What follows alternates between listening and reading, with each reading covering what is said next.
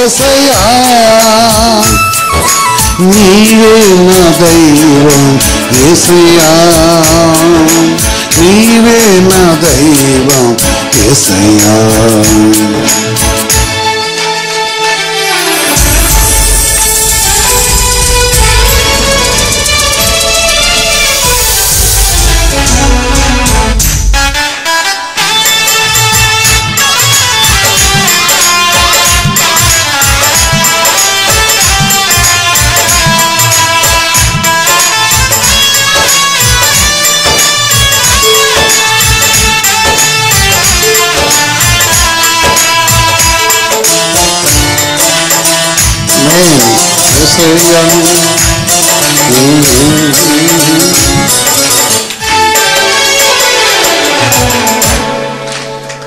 దీనులను నీవు కరుణించుటకు లోకములోకి దిగి వచ్చితివా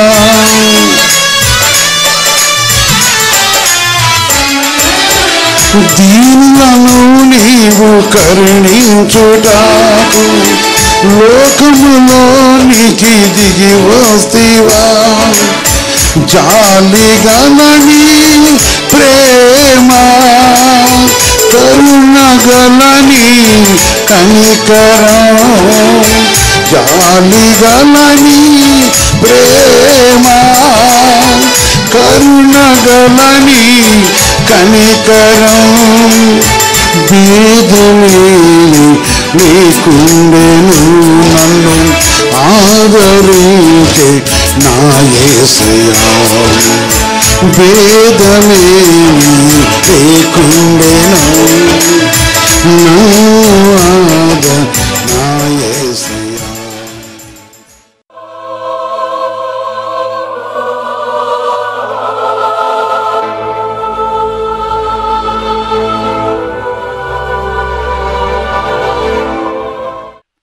సహోదరి సోదర ప్రభునందు దేవుని మాట కోసం ఆశతో పరిగెత్తే ప్రతివారం పరిశుద్ధాత్మ దేవుడు మన మధ్యకి ప్రేమపూర్వకంగా వచ్చినవాడు. వాక్యం ద్వారా మనం అందరం కలుసుకోవటకు దేవుడు నాకును మీకును ఈ గొప్ప సమయం ఇచ్చినవాడు. మనం ఏ ప్రాంతంలో ఉన్నాను, ఎక్కడున్నాను, దేవుని యొక్క నామను బట్టి ఈ రాష్ట్రంలో ఇతర రాష్ట్రాలు ఇతర దేశాలు కూడా కొన్ని ప్రాంతాల నుంచి మీరు వాక్యం వింటున్నవారు. ఇది దేవుడు మనకు అందించిన కృప.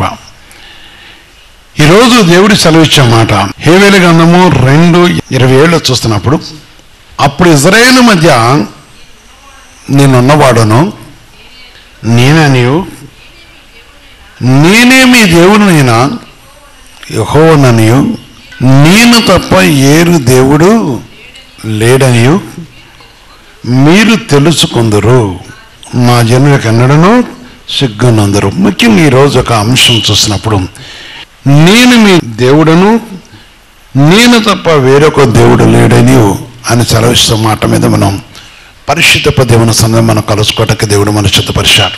మనం ఎప్పుడైతే దేవుని మాటను తెలుసుకుంటున్నామో, మనం ఎప్పుడైతే దేవుని మాట మీద లక్ష్యం ఉంచుతున్నామో, దేవుడు మన దేవుడై ఉన్నాడు. నేనే మీ దేవుడను, నేను తప్ప వేరొక దేవుడు లేడు అన్నాడు. అంతే. ఈ విషయాన్ని మన క్రైస్తవులు ఇజ్రాయేలుతో చెప్తున్న మాట, ఇజ్రాయేలు మధ్య ఉన్నవాడు నేనే అని చెప్పాడు. ఈరోజు మన మధ్య ఆయన ఉన్నవాడు, ఆయన ఉన్నాడని నమ్మిన ప్రతివారు కూడా సిగ్గునందరు. అందుకే ఆయన ఉన్నాడు. పరిశుద్ధ వాక్యంలో చూస్తున్నప్పుడు ఆయన ఉన్నాడు, ఆయన కరుణించేవాడు, ఆయన కటాక్షించేవాడు, ఆయన కరుణ చూపించేవాడు. ఆయన పరిశుద్ధ నామం ఘనమైన నామం, ఆయన పరిశుద్ధమైన నామం ఘనమైన నామం. సహోదరి సహోదరుడా, ఈ పరిశుద్ధ వాక్యం విన్న ప్రియమైన సహోదరి సోదరా, ఆయన మన ప్రేమిస్తున్న దేవుడు, ప్రేమతో నిన్ను నన్ను పిలుస్తున్న దేవుడు, మనని ఆదరించడకును మన ఓదార్చడకును మనకు సమస్య విషయం మన సహాయం చేయడకన సమర్థమైన దేవుడు మాట చదువుతుంది. అందుకే నిర్మాకాండములో చూస్తున్నప్పుడు 6:7 మాట అంటాడు, మిమ్మును నాకు ప్రజలుగా చేర్చుకొని ఏమంటాడు ఆయన? నీకు దేవుడినై ఉందును, మిమ్మును నాకు ప్రజలుగా చేర్చుకొని నీకు దేవుడినై ఉందును. అప్పుడు ఐగుప్తుల బరువు కింద నుండి మిమ్మల్ని ఎలుపలకు రప్పించిన మీ దేవుని యెహోవాను నేనే అని మీరు తెలుసుకుందరు. కనుక మన దేవుడు, మనం వినిపించేవాడు, మనం విమోచించే దేవుడు. యెషయా 45:3 చూస్తే దేవుని ఆజ్ఞ వస్తుంది. పేరు పెట్టి నేను పిలిచిన ఇజ్రాయేలు దేవుడైన యెహోవాను నేనే అని నీవు తెలుసుకున్నట్లు అంధకార స్థలములో ఉంచబడిన నిధులను రహస్య స్థలములోని మరుగైన ధనమును నీకు ఇచ్చేదను. యేసుక్రీస్తు పరిశుద్ధ మహిమ కలుగాక. ఎవరికి ఇస్తాడు? ఆయన జనానికి ఇస్తాడు. ఆయన పరిశుద్ధను బట్టి ఒక తండ్రి తన కుమారుడికి ఏ విధంగా చిత్తపరిచేస్తాడో దేవుడు కూడా మనకి ఆ విధంగా ఇచ్చేవాడు. మనం నడిపించడమే కాదు, మనం విమోచించడమే కాదు, మనకు అనుగ్రహించడమే కాదు, ఆయన మనకు అనుగ్రహించేవాడు. ఆయన పరిశుద్ధను బట్టి రహస్యమైన ధనమును అనుగ్రహించేవాడు. ఆయన కృపలో మనకు కావాల్సిన సహాయమును కలగజేసి విమోచించేవాడు. ఆయన పరిశుద్ధుడు. 4 నేడు ఏకరీతుకున్న దేవుడు, జీవగల దేవుడు, సజీవమైన దేవుడు. తన మాట గొప్పది, తన సన్నిధి గొప్పది. తన చిత్తాన్ని నెరవేర్చేటప్పుడు, తన మాటకు లోపడుతున్నప్పుడు దేవుడు తప్పకుండా మనకి ఇవ్వాల్సిన ధనమును మనకు అనుగ్రహించి మన బలపరిచి మన తన పరిశుద్ధ నామను బట్టి ఆదరించి మనకి తన పరిశుద్ధమైన మహిమను ధరింపజేసేవాడు మన యేసయ్య. అందుకని ఈరోజు దేవుని సన్నిధిలో, దేవుని పాదాల దగ్గర, పరిశుద్ధాత్మ దేవుని యొక్క పాదముల దగ్గర, ఈ సర్వోన్నతమైన దేవుని యొక్క దగ్గర మనం చూస్తున్నప్పుడు ఈ విషయాన్ని మనం గ్రహించాలి. ప్రియమైన సహోదరి సహోదర, చాలామంది యవనస్తులు చాలా జీవితాలు మనం చూస్తున్నప్పుడు ఆర్థికంగా ఉన్నవారు, ఇంకా చెప్పాలంటే ఈ వాతావరణాన్ని బట్టి పనులు లేక దినదినం కూలి చేసుకునేవారు, ఇంకా చెప్పాలంటే వారి యొక్క విధానం బట్టి పరిస్థితులు, మరి కొందరు కొన్ని విషయాల్లో వారి బాధలు, వారి విధానాలు తెలియపరుస్తుంటారు. నా ప్రియ సహోదరి సహోదరా, దేవుడు మనం విడిచిపెట్టేవాడు కాదు, దేవుడు మన త్రోసివేసేవాడు కాదు, దేవుడు మన కరుణించేవాడు కాదు. దేవుడు మనల్ని ప్రేమిస్తున్నవాడు. నన్ను ప్రేమించి నీపై నాపై తన కనికరించి మన యందు తన కటాక్షించి మనపై తన కృప నుంచి మనం ఆదరిస్తూ ఆయన కృపను బట్టి రహస్యమైన స్థలములతో మనకి ఇవ్వటం కోసం ఆయన కొరకు నేనే దేవుడును, నేను మీ దేవుడు అని అంటున్నాడు. కనుక ఎవరైతే ఈ మాటను నమ్ముతున్నారో, ఏ కుటుంబం అయితే నమ్ముతుందో, ఈ లోకంలో అనేక విషయపై ఆధారపడుతూ ఉంటారు.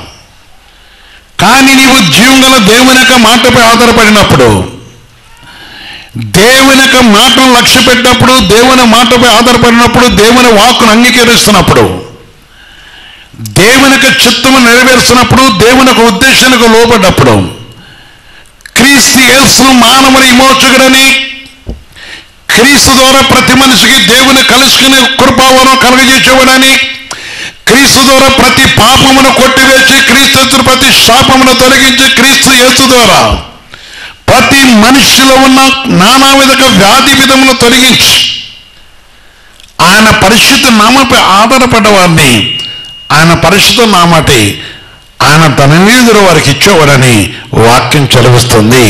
ఆమేన్. కనుక నా ప్రియ సహోదరి సహోదరా, ఆలోచించు, చింతపడిన అవసరం లేదు. ఎందుకంటే ఆయన మన కొరకు ఎదురు చూస్తున్నవాడు. ఆయన మన సిగ్గుపరిచే దేవుడు కాదు, తన పరిశుద్ధన మాటను మనం చూస్తున్నప్పుడు, నేను మీ దేవుడను, నేను తప్ప వేరొక దేవుడు లేడు. ఎందుకంటే ఆయన మనకు దేవుడై ఉన్నాడు, ఆయన మన కరుణించడం, నేను తప్ప వేరొక దేవుడు లేడని మీరు తెలుసుకుందరు, నా జన్మకి ఎన్నడనూ సిగ్గునందరు.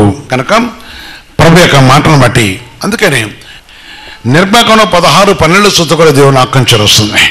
మీరు ఇక్కడున్నాడు వారు నడిపిస్తూ ఉన్నప్పుడు ఆయన చేసిన వాగ్దాన ప్రకారం చూస్తే, దేవుడు తన జనులను ఏ విధంగా పోషిస్తాడు, దేవుడు తన జనులు ఏ విధంగా కాపాడతాడు, దేవుడు తన జనులకు ఏ విధంగా ఇస్తాడు, దేవుడు తన జనులు ఏ విధంగా తృప్తిపరుస్తాడు, దేవుడు తన జనులు అడిగింది ఏ విధంగా ఇస్తాడనే విషయం మనం ఇక్కడ ఐగుప్తు నుంచి వస్తున్న అరణ్యంలో ఉన్న ఇజ్రాయేలు విషయంలో మనం చూస్తున్నాం. సాయంకాలమున మీరు మాంసం తినరు, ఉదయమున ఆహారం చేత తృప్తి పొందుదురు, అప్పుడు మీ దేవుడైన యెహోవానని నేనే అని మీరు తెలుసుకుందరని వారితో చెప్పమనెను. కనుక ఆయన పరిశుద్ధుని బట్టి వారు కోరుకున్నారు. వారు వెనక తిరిగి చూచారు. ఐగుప్తులో ఉన్న కేకరకాయల బావని అన్నారు, దోసకాయల బావని మాకు మాంసం లేదన్నారు. దేవుడు ఆ విషయాన్ని విన్నాడు. దేవుడు ఆ విషయం విన్నాడు. విని వారి హృదయం అంతరంగం విరిగిన కనుక అంతరంగంలో ఉన్న రోధను విన్నాడు కనుక వెంటనే నా ఈ మాట చెప్పమని మోషేతో చెప్పి పంపినట్టు చూస్తున్నాం.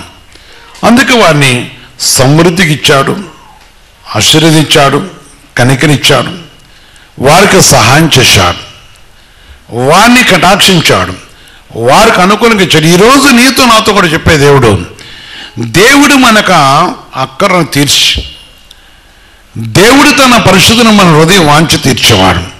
ఈరోజు ఆలోచించు. ఈ కుటుంబ ప్రార్థనలో పాల్గొన్న నా ప్రియ సహోదరి సోదరా, ఈ కుటుంబ ప్రార్థనలో పాల్గొన్న ప్రియమైన సహోదరి సోదరా, ఆలోచించు. నిన్ను ప్రేమించిన దేవుడు, నీపై తన కనికరించిన దేవుడు, నిన్ను ఆదరించుకున్న దేవుడు, నీ యందు తన కృపనిచ్చిన ఈ జీవుల తను చదివిస్తున్నమాట. అందుకే ఆయనపై ఆధారపడ్డప్పుడు, ఆయన మాట మనం విన్నప్పుడు, వినుట గైకొనటము, ప్రభు మాట మనం విని అనుసరిస్తున్నప్పుడు, వింటున్నప్పుడు ఆయన తప్పక తన పరిశుద్ధ వాక్కును మనకు వసించేవాడు. అనక తను మనం ఆశ్రయించేవాడు, మనం దీవించేవాడు. తన సన్నిధిలో మనకు కావాల్సిన ఆదరణకర ఆయన కృపల కన్నా ఉంటే మన జీవితానికి కావాల్సిన మేలును దయచేస్తుంది.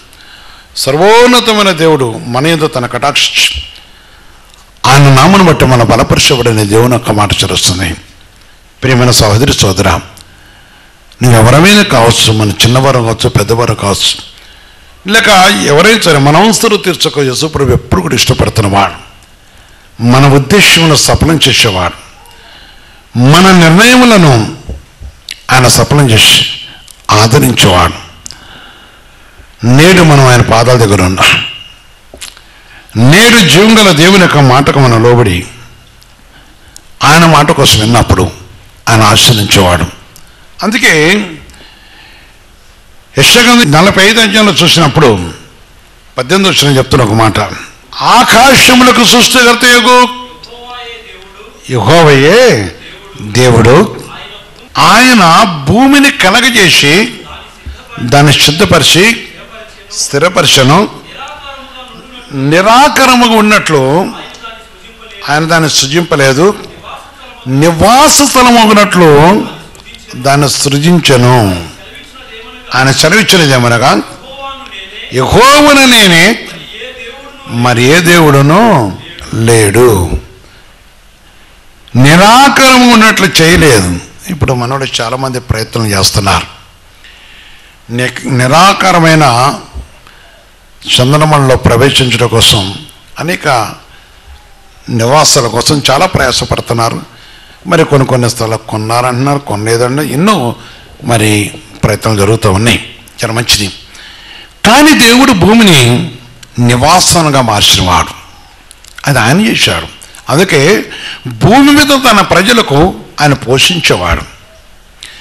భూమి తన ప్రజలకు అక్కలు తీర్చేవాడు, తన ప్రజలను భూమి మీద తన ప్రజలకు కావలసిన ఆదరణ దయచేసేవాడు, భూమి మీద తన ప్రజలను ఆదరించేవాడు, భూమి మీద తన ప్రజలకు కావలసిన సహాయం చేసేవాడు, భూమి మీద తన ప్రజలకు కావలసిన ఆదరణగా ఉండేవాడు, భూమి మీద తన ప్రజలను ఆదుకుంటూ ఆశ్రయిస్తూ దీవించు ఆయన చిత్తపక్కన వారికి కావలసిన ప్రతి ఈవులు ఇవ్వటానికి ఇష్టపడుతున్నవాడని ప్రభు మాట చదువుతుంది. ఇసుకతనంగా మయం కలగాక. ప్రేమన సహోదరి సోదర, ఈ నిరాకరణంగా లేదు, నీకు నాకు పోషణగా ఉన్నది. భూమి అనేక విషయాలు, అది సమస్త సర్వ సంపదలు కూడా భూమి మీద సమకూర్చిన వాడు దేవుడు. మనిషికి కావలసిన సంపదను, మనిషికి కావలసిన పోషణయు, మనిషికి కావలసిన ఆదరణయు, మనిషికి కావలసిన ఆశ్రయమును, మనిషికి కావలసిన ఆదరణ అనగా భూమి మీద ఆయన ఉండి వారికి చేసేవాడు. సహాయం చేసేదేవుడు, కరుణించేదేవుడు. అవును, ఈరోజు ఒకసారి ఆలోచించు. నాడు నేడు ఏకరీతుకున్న తండ్రి, నాడు నేడు ఏకరీతుకున్న దేవుడు. ఆయన మాటలో జీవం ఉన్నది, పరిశుద్ధ వాక్యం విలువైనది. మనుషుడు భూమి మీద దేవుని కలిగి ఉన్నవాడు, ఆయన కలిగిన వాడు ధన్యుడు. తన మార్గంలో నిలిచినవాడు ధన్యుడు, తన సత్యమందు నడిచేవాడు ధన్యుడు, తన ఉద్దేశంలో దాయపడ్డవాడు ధన్యుడు. తన ఉద్దేశంలో దాయబడేవారు, ఎందుకంటే ఆయన ఉద్దేశంలో ఉన్న వారిని ఆయన వాడుకుంటాడు, ఆయన ఆశీర్వదిస్తాడు, ఆయన దీవిస్తాడు. ఆయన పరిశుద్ధం ఉంటే అతను కరుణించి తన కృపాసనాన్ని అనుగ్రహించేవాడని పరిశుద్ధ దేవుడు చదివిస్తున్నాడు. నా ప్రియమైన సహోదరి సోదరా, ఆలోచించు. నేడు మనం ఆయన పాదాల దగ్గర ఉన్నాం, నేడు మనం ఆయన పరిశుద్ధ పాదాల దగ్గర ఉన్నాం. ఈశ్వరుని జ్ఞాపకం చేసుకోవాలి. అందుకే ప్రభు మాటను బట్టి చూస్తున్నప్పుడు ఆయన ప్రజలకు మొదటి రాజుల గ్రంథం 18 అధ్యాయంలో చూస్తే 37వ వచనం దేవుని ఆజ్ఞ వస్తుంది. యెహోవా నా ప్రార్థన ఆలకించము, యెహోవైన నీవే దేవుడివై ఉన్నావనియు, నీవు వారి హృదయములను నీ తట్టుకు తిరగజేయనట్లను ఈ జనులకు తెలియనట్లుగా నా ప్రార్థన అంగీకరించము, నా ప్రార్థన అంగీకరించు అని అడుగుతున్నాడు. కనుక దేవుని కనంటే మన హృదయంలో ప్రభుత్వ తిరుగుట కోసం మన విజ్ఞాపన కూడా దేవుడు ఆలకించాడు. ఎందుకంటే ఆయన మన దేవుడు. యెహోవైన నీవే దేవుడు అయి ఉన్నావనియో, ఆయన దేవుడై ఉన్నాడు. నేను మీ దేవుడను, నేను తప్ప వేరొక దేవుడు లేడు అనే అంశం మేము వింటున్నాం. జాగ్రత్తగానండి. చాలామంది జీవితంలో చూస్తున్నప్పుడు ఎవరో ఏదో చెప్తే వింటూ ఉంటారు. ఈరోజు నీ కుటుంబం, ఈరోజు మనం ఎవరి చేతిలో ఉన్నాం, ఎవరమై ఉన్నాం. సనుక్కున్న లేక కోరుకున్న ఇశ్రాయేలుని వారికి ఏదో కావాలో దేవుడు ఇచ్చాడు. ఈరోజు నీతో నాతో కూడా అదే చెప్తున్నాడు. మనం కోరుకుందాం మనకి ఓటుకు, మన జీవితం మన హృదయం తృప్తిపరచకు, మనంతరంగా ఉన్న తన పరిశ్రమను తృప్తిపరిచి మనల్ని ఆశ్రయించే దేవుడు. ప్రియమైన సహోదరి సోదర, ఆయన కృప విలువైనది, ఆయన మాట శాశ్వతమైనది, ఆయన సన్నిధి శ్రేష్టమైనది, తన పరిశుద్ధన మాట విలువైంది. అందుకని ఆయన మనకి ఈ విషయం తెలియపరుస్తున్నవాడ. అందుకే యెషయా 45 అధ్యాయాలు చూస్తే 21-22 చూస్తే కూడా దేవుడు నాకు చరుస్తుంది. నీ ప్రమాణ వాక్యములో నా సన్నిధిని తెలియజేయటి, జనులు కూడుకొని ఆలోచన చేసుకుందరు కాక పూర్వకాలం మొదలుకు నా కార్యమును తెలియజేసిన వాడెవడు, చాలా కాలం కిందట దాన్ని ప్రకటించిన వాడెవడు, యెహోవానకు నేనే కదా, యెహోవానకు నేనే కదా, నేను తప్ప వేరొక దేవుడు లేడు, నేను నీతిపరుడొక దేవుణ్ణు, రక్షించువాడను నేనే, నేను తప్ప ఆమేన్ ఏ దేవుడు లేడు లేడు లేడు, ఏ దేవుడు లేడు లేడు లేడు అని పరిశుద్ధ వాక్యం మనతో ముచ్చటిస్తుంది. ఆనాడు ఇజ్రాయేలుతో చెప్పిన దేవుడు 22వ వచనంలో అదే మాట చెప్తున్నాడు. భూదిగంత నివాసులారా, ఎవరి వైపు చూసి? భూదిగంత నివాసులారా నా వైపు చూసి రక్షణ పొందడి. దేవుడను నేనే, మరి ఏ దేవుడు లేడు గనక నేనే దేవుడను. రక్షణ పొందడి. ఆమేన్. రక్షణ పొందడి, నా వైపు చూసి రక్షణ పొందడి. ఆయనలో క్రోధము లేదు, ఆయనలో కక్ష లేదు, ఆయనలో భేదము లేదు, ఆయనలో ఈ భేదము లేదు, ఆయనలో కులతత్వము లేదు, ఆయనలో మతతత్వము లేదు, ఆయనలో దురుద్దేశం లేదు, ఆయనలో దుష్టత్వము లేదు, ఆయనలో చెడుతనము లేదు, ఆయనలో ప్రేమ నిలుస్తుంది నా యేసయ్యలో. అందుకని ఆయన భేదం గలవాడు కాదు. అవును, ఆయనలో భేదము లేదు. రక్షణ పొందవు, నీకైన దేవుడుగా ఉంటాడు. రక్షణ లేకపోవటం వల్ల దుష్టులతో కలిసి అనేకులు ఈనాడు అనేక స్థలముల్లో అనేక విషయాల్లో జీవముల దేవుని నామము కలిగిన వారిని అనేక విషయాల్లో ద్వేషిస్తున్నారు. కానీ ఆయన పరిశుద్ధుడు, ఆయన కలిగిన వారికి దేవుడిచ్చే మహాకృప. ఆయన పరిశుద్ధుడు. ఆలోచించు ప్రియమైన సహోదరి సోదర, నాడు నేను ఏకరీతుకున్న దేవుడు, నిన్ను ప్రేమించిన దేవుడు, మనపై తనకు అనుగ్రహించిన దేవుడు. అందుకే రక్షణ. మత్తయి సువార్తలు చూస్తే 9:6 కూడా దేవుని వాక్యం చెరుస్తుంది.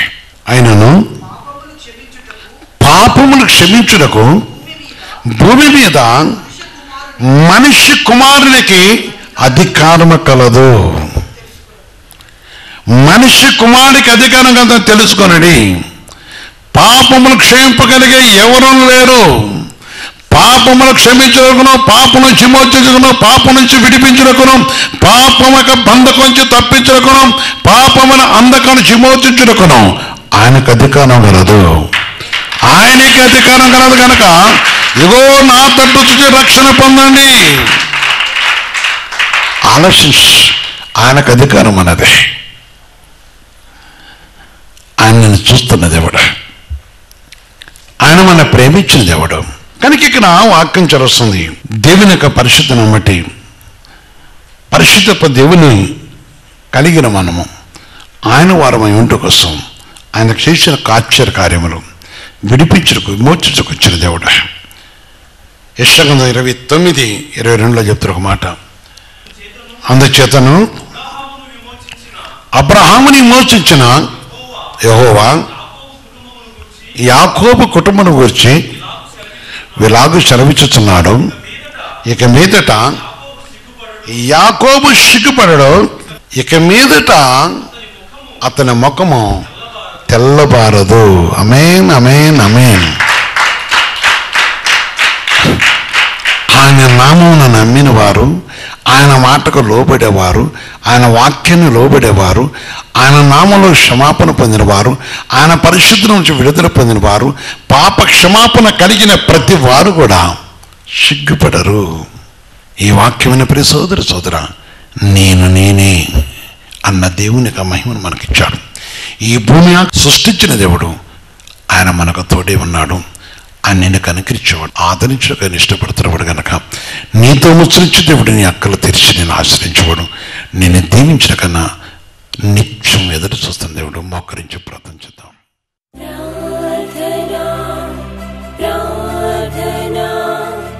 ఆదరించు యేసయ్యకు ప్రార్థన.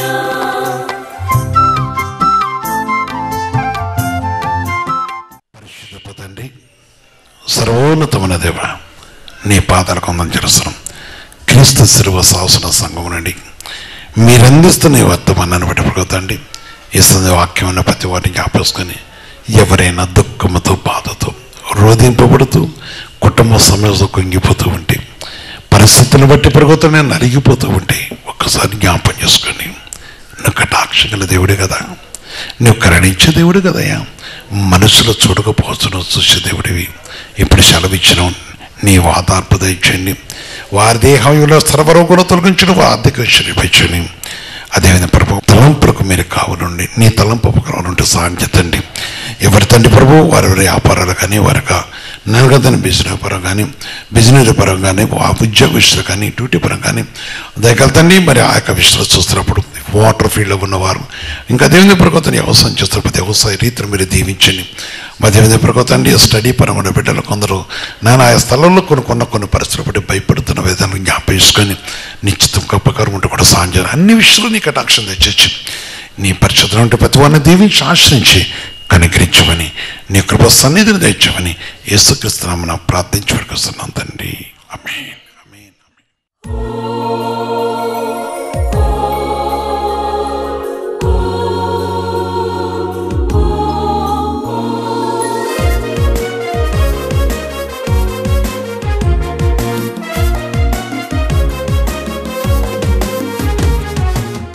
మంచిది. ఏమో నొప్పులు అయితే ఇలా భర్త అనగా దేవుడిని విడిచిపెట్టి ఒక ఎకరం అమ్మి నేను బాగు చేస్తాను అన్నట. ఆయన ఇక్కడ బతికినోడే, కానీ గొప్ప కార్యం చేసిండు. నీ బిడ్డకు దేవుడు కార్యం చేసిండు, పడిపోయిన దేవుడు బతికిచ్చిండు. ఆ కుమార్తెను కూడా తనకి కూడా చాలా చికాకులు జరిగినప్పుడు తిరిగి ప్రార్థన. ఇప్పుడు ఎట్టున్నావు, బాగున్నావా? మంచి దేశకుసిన మయం కలగాక. నీదేది గెడ్డలా, మెడకొచ్చిన గెడ్డలను దేవుడు ఒక్క మాటతో దేవుడు తీసేసిండు. యేసుకృష్ణ మహిమ కలగాక. మంచిది. నీదేంటిది? నెత్తిమే పడితే దేవుడు బతికిచ్చిండు. యేసుకృష్ణ మహిమ కలగాక. వీళ్ళ చెప్పాడు, ఫోన్ చేసిండు, ప్రార్థన చేశాను, ఇప్పటికైనా దేవునితో ఉండమని చెప్పాను ప్రభు సన్నిధిలో. మరి అదేవిధంగా వీళ్ళ విషయంలో కుటుంబం అంతా చికాకుపోయి తన పరిస్థితి లేనప్పుడు తన కుమార్తె చెయ్యి విరిగి ఇదయింది. చివరికి పరిశుద్ధ దేవుడు ఈ కుమార్తెను 9 సంవత్సరాల పిల్లలు లేనప్పుడు దేవుడు ఇచ్చాడు, మన సాక్ష్యం ఇచ్చింది. పరిశుద్ధుడు అద్భుతంగా దేవుడు తను కూడా బాగు చేశాడు. కనుక ప్రభు నాటి ఇంకోసారి మనం అందరం కూడా ప్రభు సన్నిధిలో మళ్ళీ సాక్షిగా కలుసుకుందాం. యేసుక్రీస్తునకు మహిమ కలుగాక.